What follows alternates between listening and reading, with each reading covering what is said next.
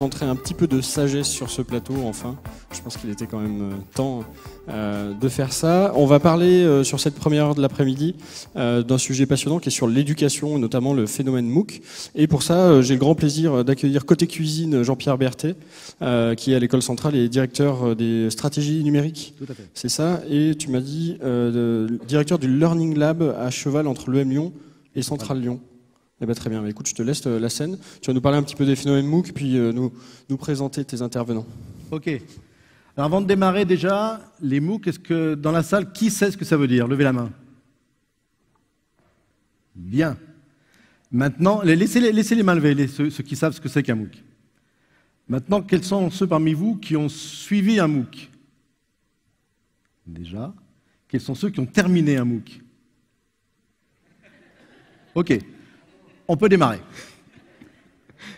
Bien, bienvenue dans cette conférence. On aura le plaisir d'avoir à la table ronde Alain Mille, qui est professeur à l'Université Claude Bernard et chargé de mission MOOC auprès du directeur du CNRS. Marcel Lebrun, professeur à l'Université catholique de Louvain, à Louvain-la-Neuve, président du consortium Claroline. Et puis Christophe Battier, donc directeur du service ICAP à l'Université Claude Bernard Lyon 1. Et donc moi-même qui serai chargé d'animer cette redoutable table ronde. Voilà. Alors, quelques éléments peut-être avant de lancer la table ronde pour vous donner un panorama sur les MOOC, de quoi parle-t-on.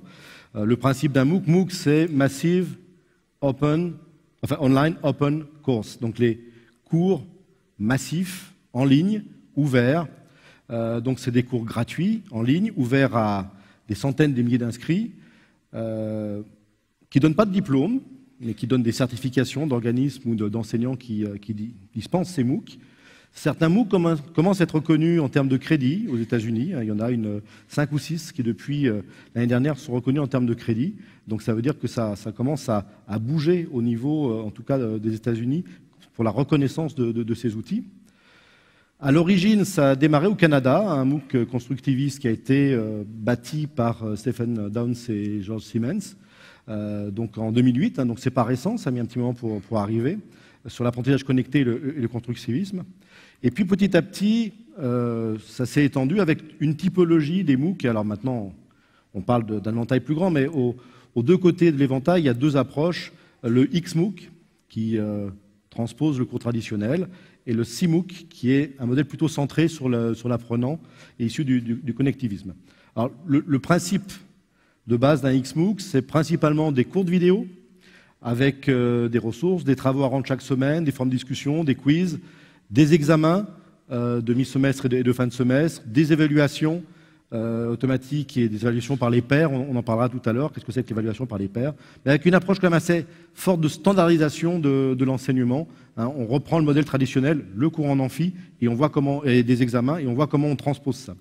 Et puis le principe des CMOOC, où là on donne plutôt des sujets à aborder dans le cadre d'une progression. On donne des ressources qui favorisent la réflexion et qui va permettre des interactions entre les apprenants.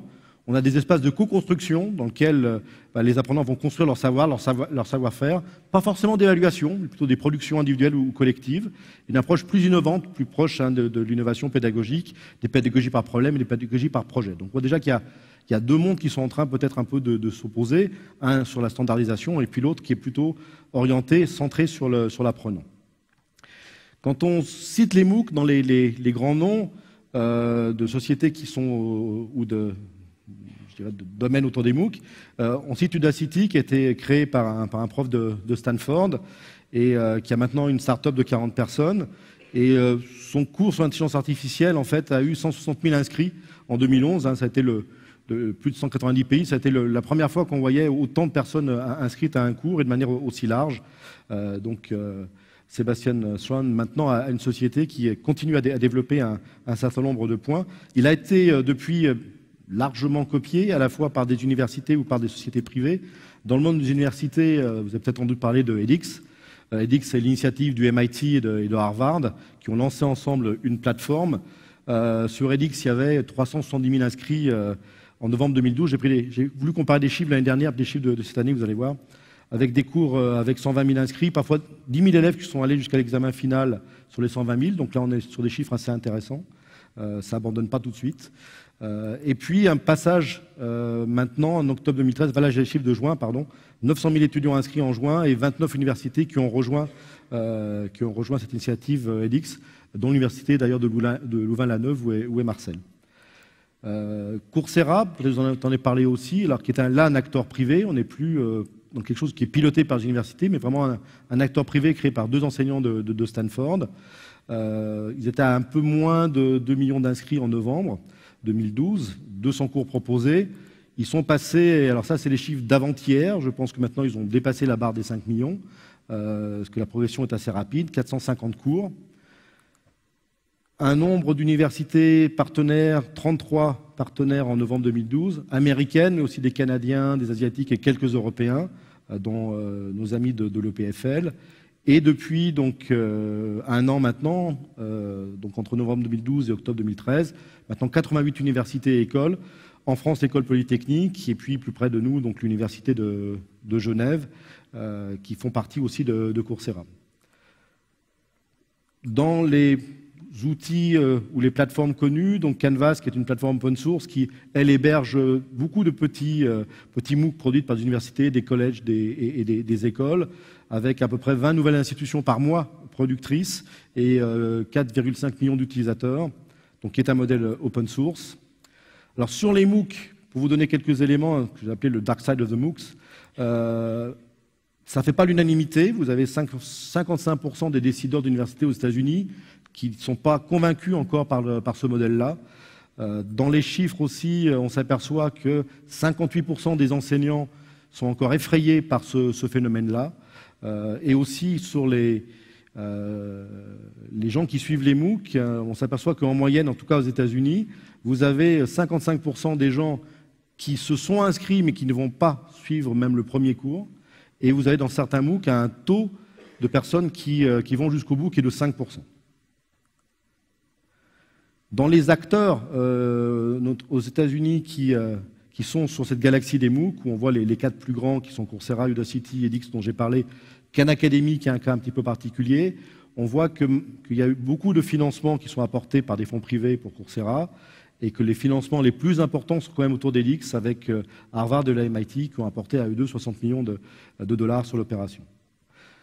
Donc une répartition entre des financements universitaires, des financements par des capitaux privés et des entreprises, et aussi tout ce qui est non-profit, avec notamment des fondations comme la fondation de Bill Gates qui finance Khan Academy et une partie de edX. Alors là, je vais parler surtout des États-Unis. Qu'est-ce qui se passe un petit peu en Europe? FutureLearn, c'est l'initiative britannique qui a été annoncée en janvier, pilotée par l'Open University, qui réunit 17 universités en partenariat avec la British Library. Ils ont ouvert leur portail au début septembre avec une vingtaine de cours. On remarquera quand même dans les universités qui sont là des grands absents. Vous avez ni Cambridge, ni Oxford, ni Imperial College, qui ont, je pense, leur propre stratégie de marque par rapport à ceci et qui n'ont pas voulu s'associer à une bannière commune. En France, alors où on en est en France, mais on en abordera aussi au niveau de la table ronde. Sur l'année dernière, les premières réalisations, ça a été d'abord le MOOC ITIPA, Internet tout y est pour apprendre, qui s'est lancé en octobre 2012 à l'initiative de 4 enseignants. La saison 2 démarre mi-octobre, mais on y reviendra tout à l'heure, parce qu'elle va être hébergée à Lyon, cette saison 2. Le MOOC gestion de projet de mon ami Rémi Bachelet de Centrale Lille.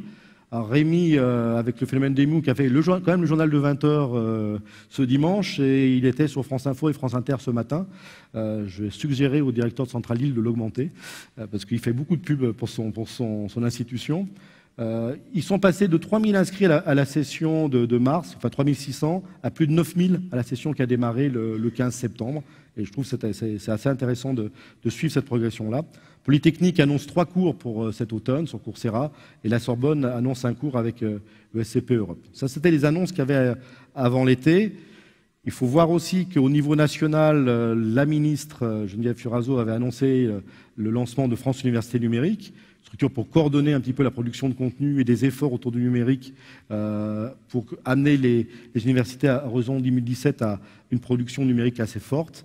Ce matin même a été lancée la plateforme FON, où une vingtaine de MOOC ont été annoncés pour janvier 2014, et courant 2014, une cinquantaine qui vont arriver.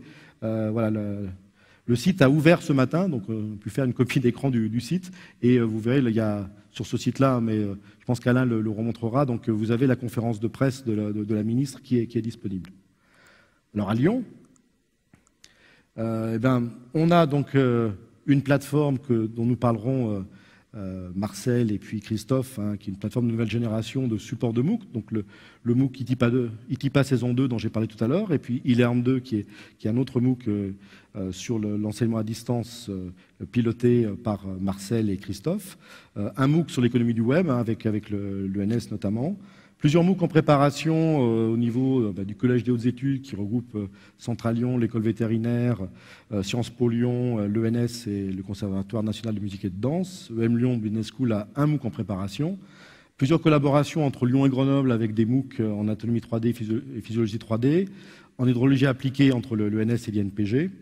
On lance une action pour faire des formations actions des acteurs des MOOC en Rhône-Alpes pour que finalement on est tous en train d'apprendre à ce niveau-là, et donc on va faire en sorte que les différents acteurs qui travaillent ensemble apprennent ensemble aussi à construire des MOOC, et puis une équipe de recherche transversale qui s'appelle COAD, Connaissance ouverte à tous, pilotée par Alain, et on aura l'occasion d'y revenir. Donc Lyon est, vous voyez, assez actif dans ce domaine-là.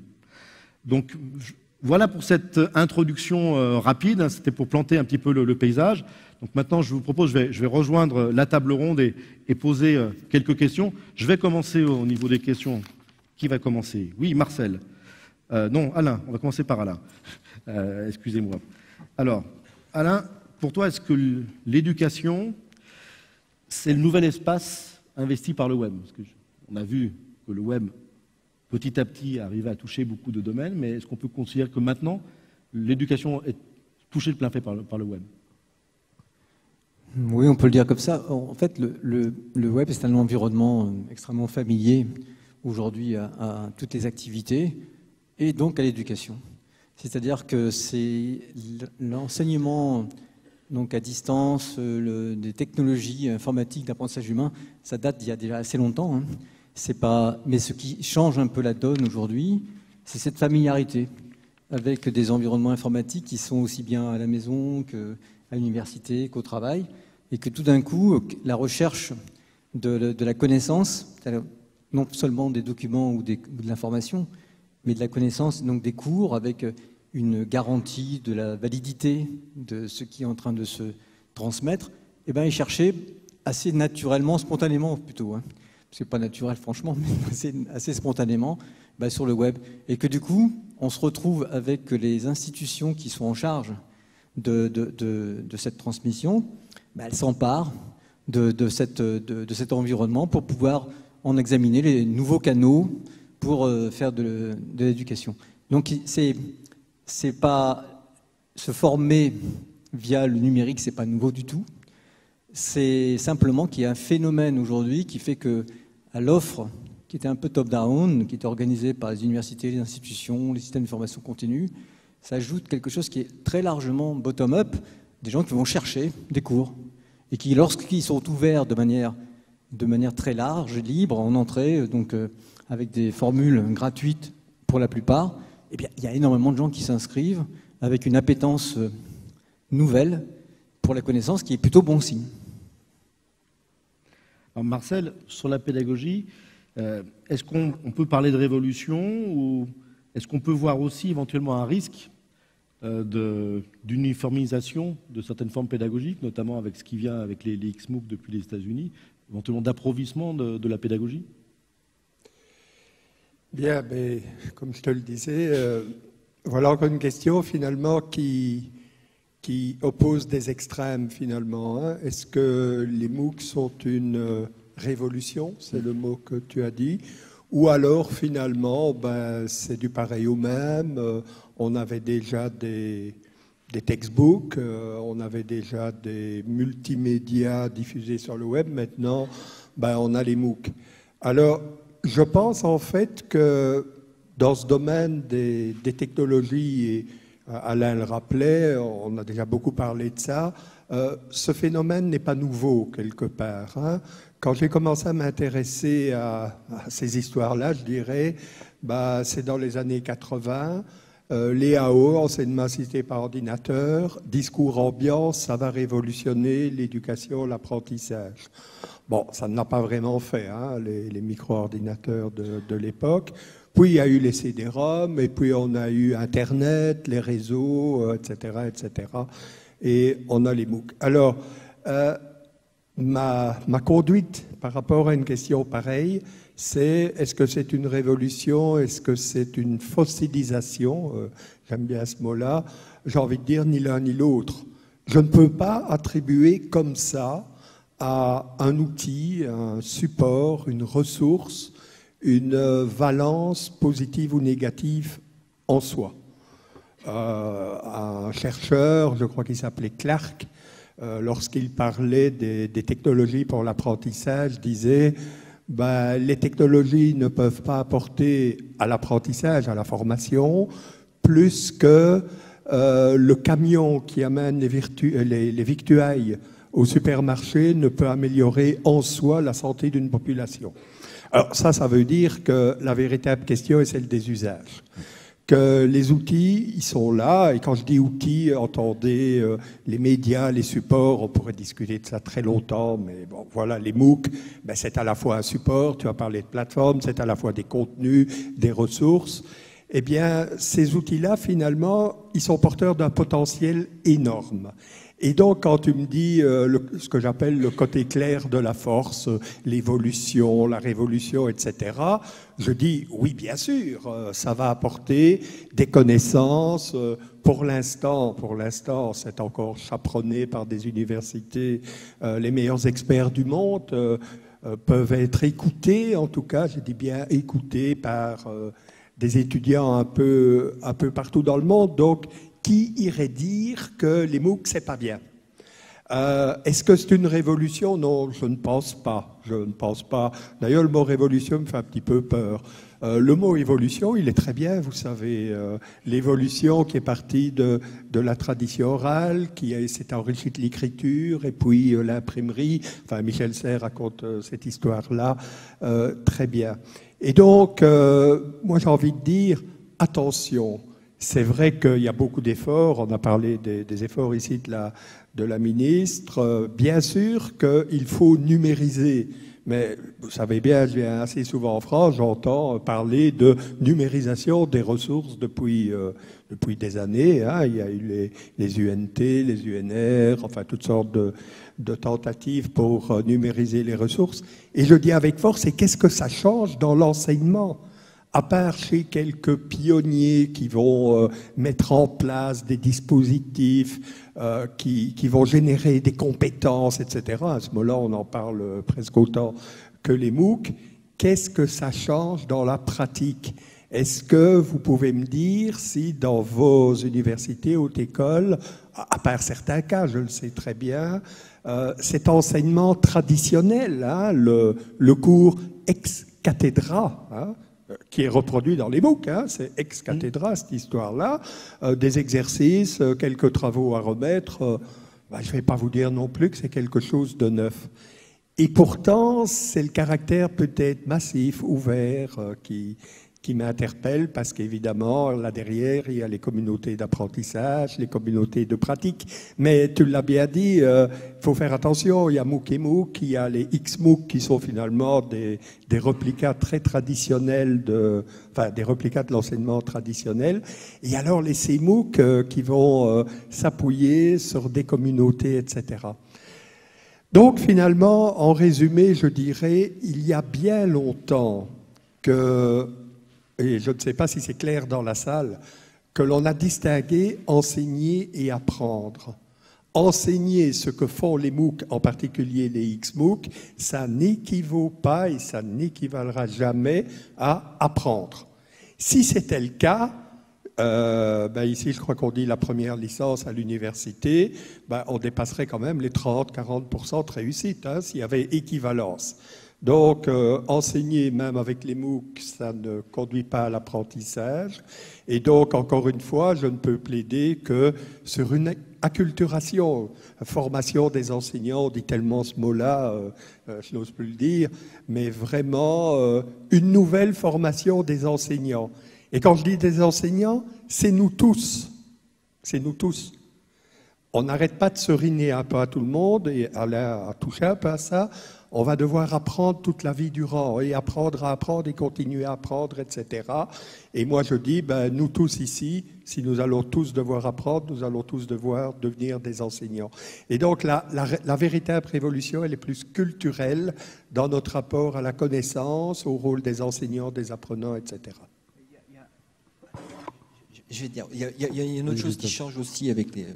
Excuse-moi, je vais casser un peu ton truc. Il y a une autre chose qui change aussi, c'est à mon avis, à moyen terme, c'est la place du diplôme. C'est-à-dire que pour être formé, il faut passer par un cursus qui dure X mois, X années pour avoir un diplôme. Et on considère encore en France qu'on sait quand on a le diplôme. Alors que je pense qu'une des choses qui va rester des MOOC, de ce qui est en train d'arriver, c'est qu'on ne va plus délivrer des diplômes qui ont duré sur une durée longue, mais on va certifier des compétences sur une durée beaucoup plus courte. Les savoirs augmentent de plus en plus, on a besoin d'acquérir des choses sur des savoirs nouveaux. Ça sera une des formules qui va arriver, aussi bien en formation initiale qu'en formation continue, à mon avis, où on pourra aller chercher un petit diplôme. Un petit diplôme, ça c'est un certificat. Alors on commence à avoir quand même des débuts aussi d'organisation. Je parlais de edX tout à l'heure. On commence à voir arriver les premiers curriculums de MOOC qui commencent à intégrer différents MOOC dans des programmes plus complets, plus structurés. Et donc ça laisse la possibilité de prendre des choses, comme tu disais, mais aussi pour ceux qui veulent aller plus loin, de pouvoir les structurer. Alors Christophe, c'est bien, tu as le micro. Donc on parle du M de massif. En fait, le M de massif, c'est l'implication des étudiants. Quand il y a beaucoup d'étudiants, comment est-ce qu'on fait? On a parlé, je parlais tout à l'heure d'évaluation par les pairs. Raconte-nous, c'est quoi ça? Alors, on ne gère pas 10 000 étudiants ou 30 000 étudiants comme on gère une classe de 10 personnes. Donc, on ne connaît plus les gens personnellement.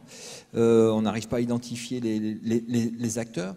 On parlait de Stephen Downes tout à l'heure. Ouais. Il a une super vidéo de Stephen Downes qui dure 8 minutes qui explique la différence qu'il y a entre le groupe, la communauté et le réseau. Je caricature, je fais ça en 2 secondes. Un groupe, c'est quelque chose qui est fermé, comme là, on est fermé, on est entre nous. Ceux qui sont dehors, comme c'est pas transmis, ils savent pas ce qui se passe, ils savent pas de quoi on parle. C'est hiérarchisé, c'est-à-dire c'est toi le chef et puis nous on obéit et puis vous écoutez. Donc il y a une structure, il y a une temporalité de lieu, de temps, de génération, etc., etc. Ça c'est le groupe. Et donc il y a des mécanismes de diffusion, de communication en présentiel, etc., qu'on connaît depuis longtemps. Ensuite il y a la communauté, qui est quelque chose d'un peu plus large. Donc c'est tous les gens qui ont regardé cette vidéo, c'est tous les gens qui sont en dehors d'ici, on va dire 3-4 000 personnes, avec des mécanismes de communication, d'identification, de validation par les pairs, etc., qui sont encore différents. Et ensuite il y a le réseau. Au-delà de 3-4 000, on est dans une autre dimension. Donc là, c'est moins hiérarchisé. C'est pas toi qui vas commander. Si on met la vidéo sur YouTube, on ne va pas dire aux gens sur YouTube d'aller voir. On ne va pas donner de temps où ça démarre et ça se ferme. C'est une autre dimension, d'autres outils de communication. C'est intergénérationnel, c'est sur tous les continents. Ça peut être quelque chose, un petit jeune de 7 ans qui fait un rapport pour son école. 7 ans, c'est peut-être un peu tôt, mais pour son école, jusqu'à une grand-mère qui s'intéresse à ça pour son petit-fils. Enfin, il n'y a pas de temporalité, ça peut être quelqu'un qui regarde la vidéo à 5 h du matin, dans la nuit, sur un autre pays, etc. Et donc les mécanismes ne sont pas du tout les mêmes. Les mécanismes et les outils pour communiquer ne sont pas les mêmes. Et donc là, il y a des nouvelles notions qui apparaissent dans la classe, enfin dans le réseau, des notions de visibilité, des notions, des choses comme ça, de validation par les pairs, qui est intéressant à suivre, qui m'a aidé. Et donc il faut tout un tas d'outils qui vont instrumenter ce réseau pour que la communauté, au sens large, puisse identifier les personnes intéressantes, qui c'est qui est capable de valider, qui c'est qui est capable de m'aider, des choses comme ça. Et donc, quand vous allez sur des choses comme Facebook, vous avez des petits outils de timeline, il y a un algorithme qui vous filtre pour vous. Les MOOC, à terme, devront proposer des choses pour vous aider à identifier les bons acteurs sur le MOOC, sur votre MOOC. Quand vous serez 10 000 dans un cours, vous cherchez des renseignements. Le prof, à mon avis, ne sera pas tellement accessible. Ce ne sera plus tellement lui qui va pouvoir vous répondre personnellement. Je ne sais pas, s'il reçoit 2-3 000 mails jour, il ne pourra pas répondre, ce n'est pas possible. Donc, il faudra passer par des intermédiaires. Qui sera identifié intermédiaire? Qui sera, donc, il y aura des niveaux de visibilité dans ce réseau-là. C'est d'ailleurs la base de la théorie de Georges Siemens sur le connectivisme, sur les MOOC connectivisme, c'est-à-dire qu'on va se créer un réseau de savoir. Quand on aura cherché des notions, des idées, des compétences, on va identifier quelqu'un. Je ne sais pas qui, où est l'information, mais je sais qui pourra me la délivrer. C'est un peu l'idée du MOOC. Et donc, sur les plateformes, on va développer des outils comme ça. Il y a d'ailleurs Maxime qui est en train de travailler là-dessus. Maxime, tu peux lever la main. Il fait son timide. Par exemple, pour identifier de la visibilité, des notions de badge. C'est Mozilla qui fait ça, Open Badge. Donc, je certifie que Maxime est un bon développeur. Par exemple, on pourra lui donner dans un MOOC un badge bon développeur, où il a bien appris à faire du code. Mais ce ne sera pas forcément l'enseignant qui va le faire. Ça sera la communauté, une validation par les pairs. Donc, il est en train de mettre un workflow de validation par les pairs. Où, si on crée un cours, on va dire, voilà, il faut avoir montré telle et telle compétence pour délivrer le badge. Il faut qu'il y ait au moins 10 personnes qui vont dire que le boulot qui est fait par Maxime est bien. Donc, ou 100 ou 1000, on verra en fonction des volumes. Et donc, une fois que Maxime aura son badge, moi, j'irai cliquer sur le badge et j'aurai la possibilité, alors soit sur son portfolio à lui, soit dans le dispositif, de voir toutes les actions qui lui ont permis d'avoir les compétences. Donc il y a une visibilité, une accessibilité qui est nouvelle, qui n'existe pas forcément. Aujourd'hui, quand un étudiant arrive en fin de diplôme, hein, il passe sa thèse, bon ça, sa thèse est encore visible, mais sur tous les autres diplômes en IUT ou des choses comme ça, il fait sa soutenance, le prof prend son mémoire, le met dans un placard et puis on passe à la session suivante. Ça, avec les MOOC, on a une nouvelle notion, la visibilité, on pourra voir le travail qui a été fait, le reprendre, est-ce que d'autres personnes l'ont vu, qu'est-ce qu'ils en ont pensé, quels sont les commentaires, est-ce qu'ils ont aimé, ils n'ont pas aimé, ça leur a apporté quelque chose. Donc il y a tout un écosystème à mettre autour de ça. Il y a un élément que me disait aussi Rémi Bachelet, qui est intéressant dans l'évaluation par les pairs, c'est que tu apprends aussi aux apprenants à évaluer, c'est-à-dire à avoir des grilles pour pouvoir corriger le travail fait par d'autres. Et donc, du coup, tu renverses d'apprenant, tu deviens quelque part enseignant, mais dans le sens notation. Et donc, tu apprends aux gens à noter. Et dans l'évaluation par les pairs, donc, toi, en tant qu'apprenant, tu évalues 5 autres apprenants. Et donc, ça permet à l'enseignant, en final, de ne regarder que là où il y a des écarts, là où les écarts sont trop importants dans une note. On va regarder là où il y a eu cet écart, qu'est-ce qui s'est passé. Mais quand toutes les notes sont à peu près cohérentes, c'est bien, tout le monde a fait son travail. Et donc, apprendre aussi aux étudiants à évaluer le travail d'autres, je trouve que c'est intéressant. Développer tout ce qui est analyse critique, co-construction. Quand les enseignants commencent à se mettre alors pas forcément dans les MOOC, mais dans des dispositifs un peu ouverts en utilisant le web, les retours qu'on a des profs, c'est « j'ai appris de mes étudiants ». Les étudiants m'ont appris des choses que je ne connaissais pas, que je n'ai pas découvert sur Internet. Il y a tellement de choses sur Internet, moi-même je ne connaissais pas tout. Et donc on a de plus en plus ce feedback des profs en disant mettre en place des dispositifs un peu type connectiviste, ça m'apprend aussi moi beaucoup. Tu veux dire quelque chose ? Oui, je voulais juste faire une remarque parce que je me suis rendu compte que vous utilisiez le terme étudiant. Pour les gens qui suivaient les MOOC, ce ne sont pas des étudiants. Des apprenants. Ce sont des apprenants. Et il n'y a pas beaucoup d'étudiants qui s'inscrivent au MOOC en proportion. Hein. Il faut le savoir, c'est moins de 10%. Et ce qui veut dire que c'est à chaque fois que j'entends la révolution, je me dis, en fait, il y a sûrement une énorme évolution, un potentiel incroyable, comme disait Marcel, et que d'ailleurs ces apprenants deviennent des gens qui n'ont pas de timidité par rapport à cela, et qui du coup deviennent co-concepteurs d'enseignement, d'évaluation, et du coup cette familiarité avec l'environnement web fait qu'il l'aborde sans timidité, et que bon, si ça ne marche pas comme ça, comme il pense, il laisse tomber. Ce qui ne se passe pas dans une université dans laquelle on échoue si on laisse tomber. Là, on laisse tomber parce que c'est pas bon, quoi. C'est pas pareil. On retombe sur l'implication, c'est-à-dire pourquoi les taux d'échec sont si forts sur les MOOC. D'abandon. Le taux d'abandon, on s'inscrit pour voir, et puis on dit j'ai pas le temps, ça me prend trop de temps, je reviens l'année prochaine, ou c'est pas ce que j'attendais, et puis on va voir ailleurs. Une des explications du taux d'abandon, elle est aussi ici. Ouais, elle est là. Alain, en termes de recherche, est-ce les MOOC ne sont pas un sujet fabuleux pour la recherche en éducation, et aussi par rapport à tout ce qui est open data? Alors, oui. Alors, est-ce que tu me permets de... Vas-y. quelque chose, parce que c'est... T'arrêtes le diaporama et tu dois avoir des choses prêtes. Ouais, si je veux simplement montrer un schéma que j'ai réalisé dans une autre vie. Je ne sais pas où il est. Escape. Non, il doit y avoir un navigateur quelque part. Ouais. Ferme PowerPoint et puis tu dois avoir ton navigateur qui doit être ouvert. N'enregistre pas ce que tu as fait? Non, non, c'est bon. Donc c'est pas là, ça doit être ça. Donc en fait, bon, j'ai eu l'occasion d'aller présenter un peu ce que nous devions faire. Donc je suis chargé de mission de la direction du CNRS pour essayer de piloter jusqu'à décembre 2014 des actions de recherche dans le domaine de e-learning, et en particulier autour des MOOC. Dans cette période dans laquelle justement ça se lance à fond. Et à Lyon, il y a un pilote. Mais c'est quand même une mission nationale, et il y avait des retombées internationales. Et je voulais simplement donc dire que le premier défi, alors j'ai regardé les défis, je crois que c'était là quelque part. Voilà. Donc le premier défi, c'est en anglais, je suis désolé parce que c'était une invitation où j'étais invité à faire en anglais. Le premier défi, c'est d'intégrer tout ce que l'on sait, ce qu'il y a sur les étagères de la recherche, pour pouvoir les intégrer de manière convenable dans les dispositifs qui vont se mettre à se développer. Ne pas réinventer la poudre, mais l'intégrer de manière tout à fait fluide dans les systèmes. C'est pas gagné. C'est pas gagné parce que les systèmes, même s'ils n'ont démarré qu'il y a 2 ans vraiment, ils sont déjà presque installés certains, et un peu corsetés, on peut même dire, et que très vite, l'idée d'une normalisation d'un cours de type XMOOC se met en place. Et là, on n'a pas beaucoup de temps pour démontrer que ça peut être bien mieux, quoi, de ce type-là. Et là, on a un job à faire, et c'est les chercheurs qui doivent du coup ouvrir leurs étagères, quoi, et puis les rendre visibles, un peu comme on le fait ici, dans une conférence comme celle-ci. On vient de dire, écoutez, voilà, sur les étagères de la recherche, il y a des trucs qui sont utilisables assez rapidement. Alors, comment est-ce que l'on peut faire ça, d'un point de vue pratique, pour rendre les choses visibles, et aussi continuer la recherche? Donc, je sais.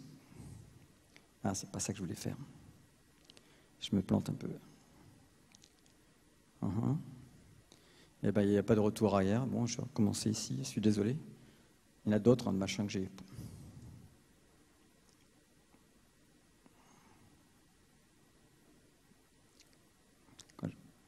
Je me suis mélangé un peu le pinceau. Je recommence. Je voulais juste faire un zoom ou 2 sur quelques présentations, mais du coup, je perds du temps. Alors, je vais directement aller là. Vous trouverez sur cette présentation l'ensemble des choses. Donc, je vais simplement me présenter un petit peu comment on va s'y prendre. Comment on s'y prend à Lyon, parce qu'on a commencé. Donc, ça j'ai déjà dit. C'est ça que je vais regarder. Donc, en fait, on va développer ce qu'on appelle une approche Design Oriented Research. Ça veut dire qu'on fait de la recherche orientée conception. C'est-à-dire qu'on s'intègre dans les équipes de conception, mais avec des objectifs de recherche. Mais on fait la conception. C'est-à-dire qu'on n'est pas, comment dire, en train d'observer un phénomène étranger qui ne serait pas à celui qu'on a. Et comme nous sommes dans l'équipe de conception, on peut faire aussi du research oriented design. C'est-à-dire qu'on peut faire de la conception en essayant de prendre ce qu'il y a sur les étagères. Donc du coup, on permet la transition de ce qu'il y a sur les étagères de la recherche vers des dispositifs que nous accompagnons. Et d'autre part, nous apprenons à partir de la conception des questions nouvelles. Et donc, c'est la première chose, c'est de mettre en place un dispositif d'observation. Si on veut comprendre quelque chose, il faut l'observer de manière attentive et intelligente au sens, je cherche à comprendre ça, et ça, et ça, et ça. C'est-à-dire que je ne l'observe pas comme ça, de manière béate. On a des objectifs, on sait pourquoi on le fait, il y a des questions de recherche très nombreuses qui ont été un petit peu évoquées à l'instant, et qu'il faut regarder de manière beaucoup plus rigoureuse. Alors vous trouverez, et donc je voudrais vous montrer ce schéma, c'est comment ça fonctionne. C'est qu'à partir de, quand on conçoit un MOOC, on part des choses qui sont déjà sur les étagères, un peu en bazar, des choses qui sont posées soit des étagères de l'ingénierie, des étagères des enseignants, des étagères de l'expérience, des étagères de la recherche, puis on fait des choses. Donc les étagères de la recherche, elles sont un peu mieux rangées, là, vous voyez. Mais elles ne sont pas visibles. J'ai mis en encyclopédie universaliste là, exprès pour montrer que ce n'était pas franchement des choses qu'on allait forcément voir. Il faudrait qu'elles soient aussi accessibles que les autres. Une fois qu'on a fait ça, on se retrouve avec les apprentis là, et les apprenants. Et que là, il se passe encore des choses. Et que du coup, si on n'observe pas ce qui se passe pendant l'activité elle-même, ça échappe. On ne peut pas juste regarder à la fin, juste en comptant ceux qui restent et ce qui a gagné. C'est comment ça se fait, comment ça s'est passé, l'engagement, le fait que les gens, effectivement, mettent en place des dispositifs de collaboration en dehors du système. Parce qu'ils vont aller sur le web pour le faire, quoi. Ils ne vont pas le faire uniquement avec la plateforme qu'on leur a donnée. Ils vont sortir de là. Comment est-ce qu'on fait pour poursuivre ça? Comment on l'intègre? Et puis derrière, on débriefe, et on débriefe, et on débriefe, et on compare. On compare le MOOC 1 avec le MOOC 12, avec le MOOC 13. Dès l'instant, on a une grille, une méthode d'analyse qui nous permet de le faire. Puis derrière, voilà, on fait du retour d'expérience, et on reconçoit. Et les étagères qui sont ici, dans la mesure où elles ont été garnies en commun avec ceux qu'on conçu, moi j'espère bien qu'elles seront plus lisibles. Et qu'on a donc ici un cercle vertueux entre donc, le Design Oriented Research et le Research Oriented Design.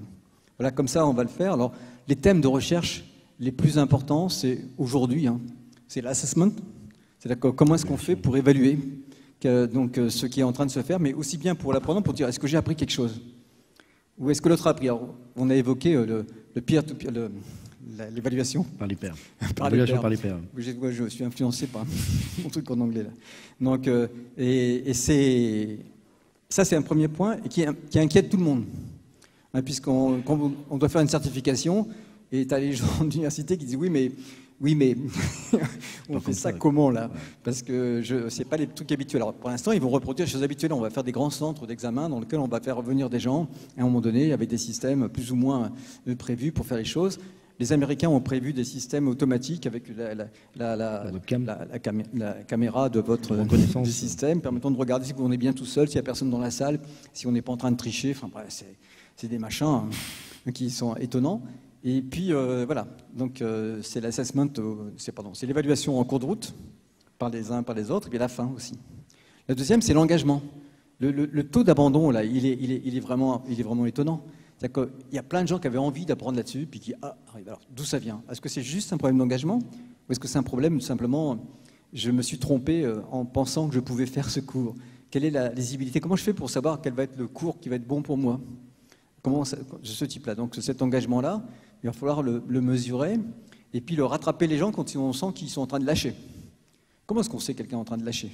Dans la mesure où on a 6000 personnes, donc, comme ils disaient, donc ça va faire par ces espèces de structurations émergentes de gens qui vont être des compagnons un peu plus proches de ceux qui savent enseigner, donc ils vont prendre un peu des rôles d'enseignement, qui d'ailleurs vont devenir sûrement très bons, parce que quand on explique à quelqu'un, on apprend, ça tout le monde l'a dit, la photo data, mais c'est absolument certain. Et donc du coup, ça va se mettre en place, mais comment? Est-ce qu'ils vont utiliser les outils qu'on a prévus pour eux? Pas sûr. Est-ce qu'ils vont inventer des outils? Parce que probablement. Est-ce qu'ils vont travailler de manière géographique, locale, ou au contraire par niveau de problème, par type? On ne sait pas. Donc là, je prends juste 2 exemples, il y en a plein d'autres. Il y a aussi sur les jeux. On sait qu'un jeu, par exemple, peut permettre, à un moment donné, de rendre simplement la chose plus attirante. Ce serait génial qu'on puisse être addict à l'apprentissage. Je suis sûr que dans tous les foyers du monde, on ne dira pas, alors là, c'est franchement génial, quoi. Mais on est plus addict à la télé qu'à l'apprentissage. Mais c'est quand même ça l'idée. Les jeux sérieux, il y a eu quelques exposés dans le cadre de cette conférence. Voilà, ça fait partie des grands thèmes. Et puis ça, ce machin-là, il est en ligne sur le web, vous pouvez aller le voir. Marcel, tu voulais ajouter quelque chose?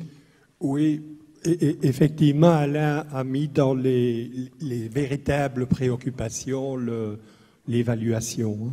Donc ça a été dit, outre les facteurs d'engagement, de motivation. Je voudrais quand même dire quelque chose sur l'évaluation et peut-être aussi un thème qui m'est très cher, la cohérence. La cohérence, puisque, bon, c'est vrai, maintenant il y a les MOOC, on l'a dit, voilà, c'est nouveau, mais c'est vrai que depuis au moins, je dirais, une quinzaine d'années, on parle dans l'enseignement supérieur, mais ailleurs aussi, dans le secondaire, des fameuses compétences. Alors, les compétences, qu'est-ce que c'est? Il faudrait se mettre d'accord là-dessus. Dès qu'on en parle, on dit « Oh, mais même les pédagogues ne sont pas d'accord entre eux, chacun... » Bon, allez. Essayez de lire entre les lignes. Une compétence, ce sont des savoirs, ce que j'appelle parfois la partie cristallisée, quoi. Les 3 lois de Kepler, Marignan 1515, des choses comme ça. Il y a les aptitudes, les capacités, les savoir-faire, et il y a surtout les contextes. Alors, les XMOOC, les contextes, ils ne pourront pas faire. C'est tout à fait clair. Ils sont plutôt dans je parle des XMOOC ici, les savoirs cristallisés, etc. Dans les CMOOC, c'est vrai, Christophe l'a dit, tu l'as dit, là, on peut commencer à avoir des exercices de véritables compétences qui touchent par exemple à la communication. Je vais mettre un message sur mon blog, à l'esprit critique, je vais commenter l'avis d'un collègue, ce genre de choses. L'évaluation, on a dit que l'évaluation était aussi, le travail en équipe, etc., etc. Ce qu'on appelle aussi, par rapport aux connaissances cristallisées, les connaissances fluides, c'est-à-dire celles, et les Anglais, les anglophones appellent ça les fuzzy competencies, c'est-à-dire des choses qui finalement sont très difficiles à cerner. Et l'éducation nationale n'aime pas ça.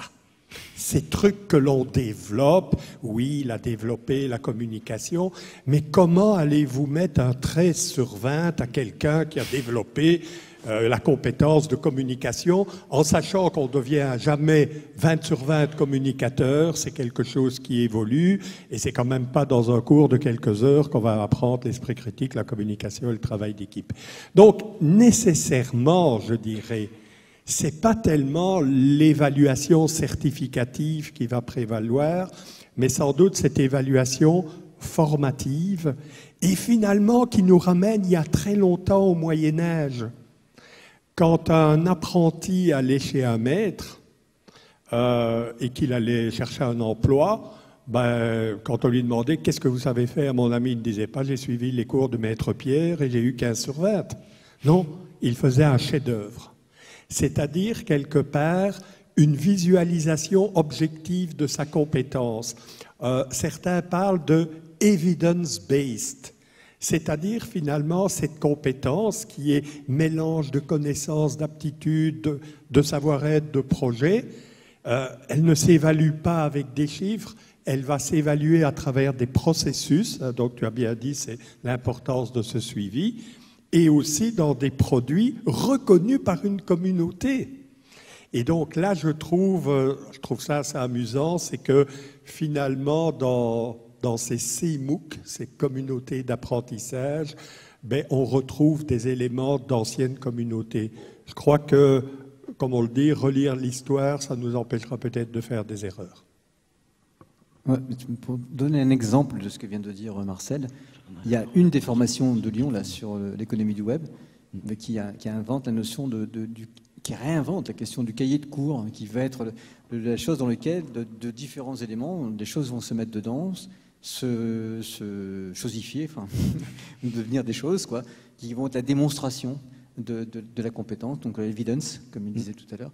Et ça, ça n'existait pas dans les systèmes classiques. Hein. Tout à fait. On l'invente à Lyon, c'est pas plus mal. Alors Christophe, donc ça veut dire que les plateformes qu'on avait avant, elles sont un peu dépassées, je suppose, parce que les plateformes qui existaient il y a encore 4-5 ans, alors, ça ne permettait pas de faire tout ça. Alors, ça veut dire quoi, une nouvelle plateforme?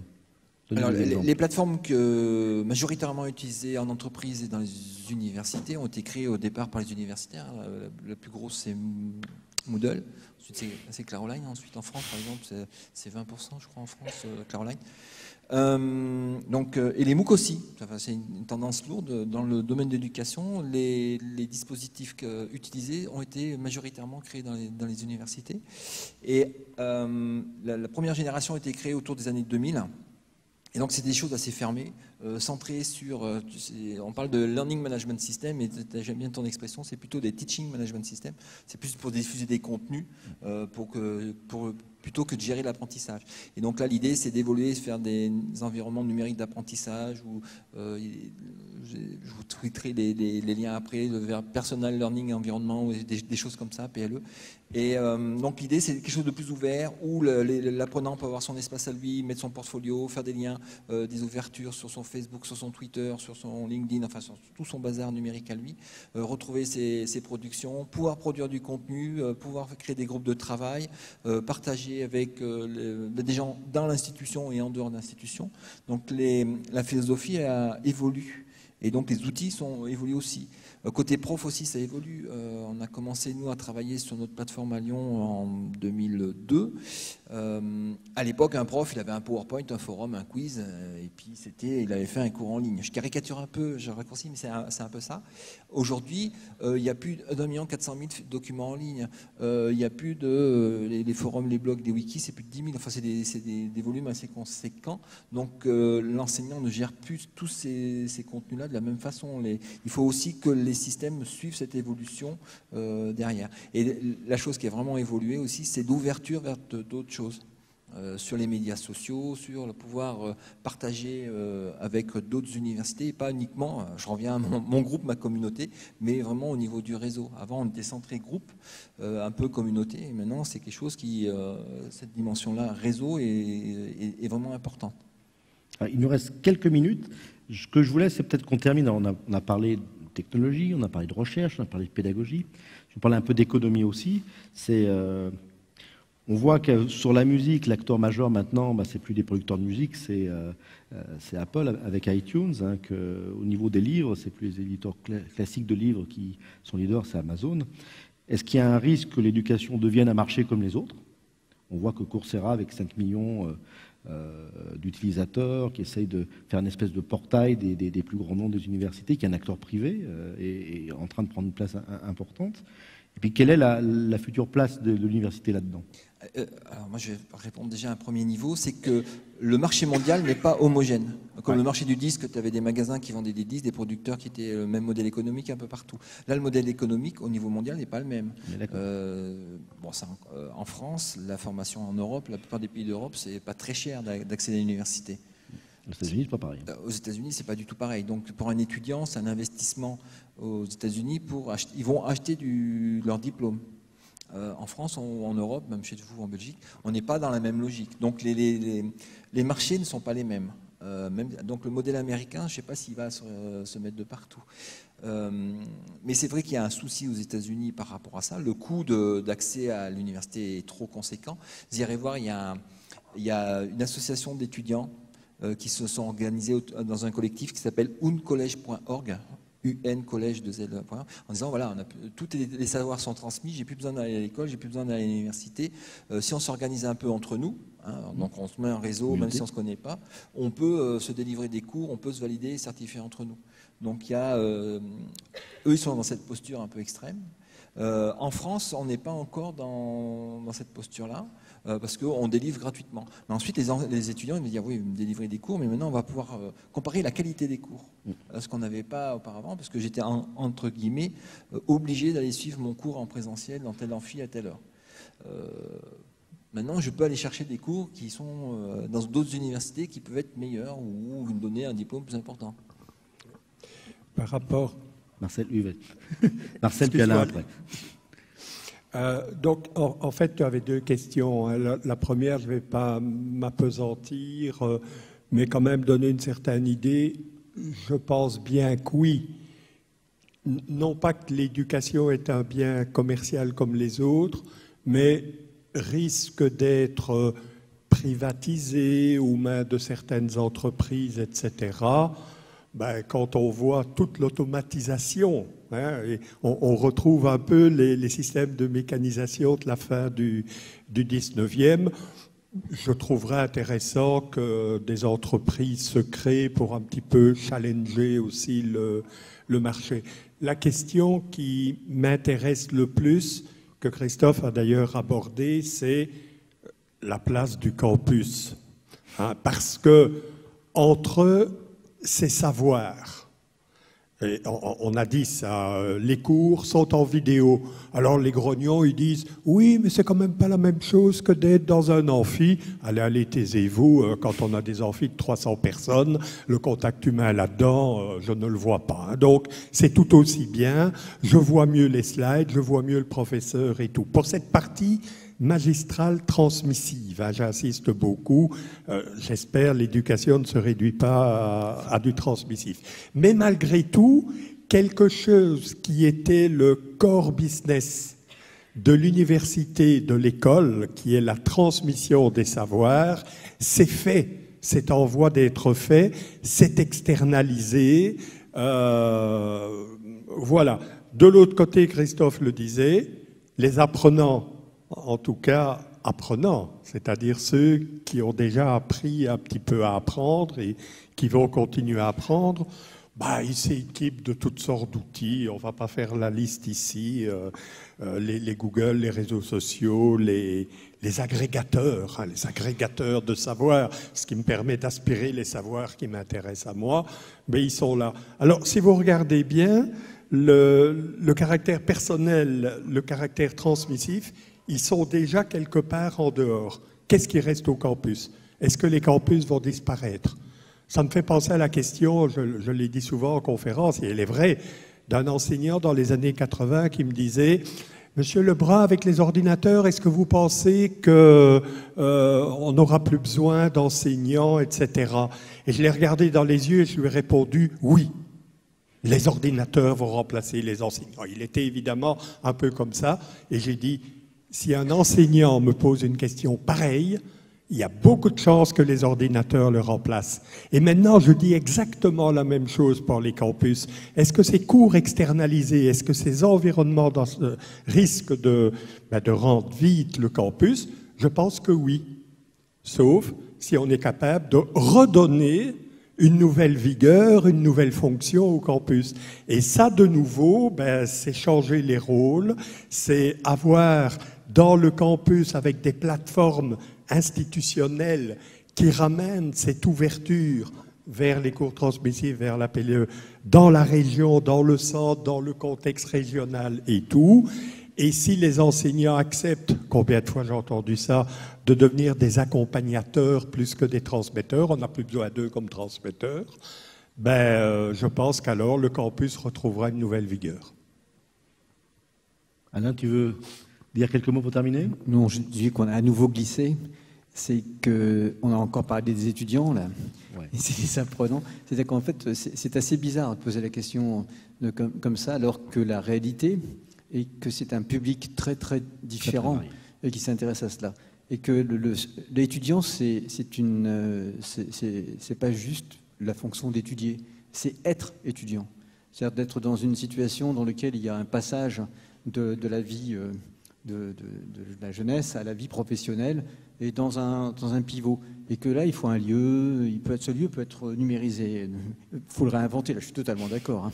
Mais c'est ça qu'il faut retenir. Ce qui fait que je ne suis pas certain qu'on pose bien la question du modèle économique.